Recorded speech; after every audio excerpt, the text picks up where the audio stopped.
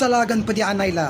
गाडी आली, गाडीचा दरवाजा उघडला, आतमध्ये बसलो, दरवाजा लावला, गाडी निघाली, पाट घेतला, गाडी डेस्टिनेशनला पोचली, पाट काढला. थोडं पुढे चालत गेल्यानंतर आपल्याला ते शॉप लागलं. शॉपमध्ये गेल्यानंतर खूप अशी इथे पब्लिक होती गणपती बाप्पाला नेण्यासाठी.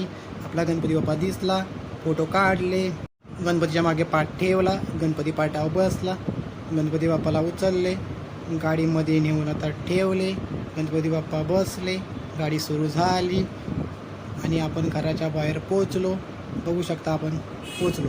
गणपती बाप्पा मंगल मूर्ती, गणपती बाप्पा मंगल मूर्ती, उंदीर मामा की मोरया.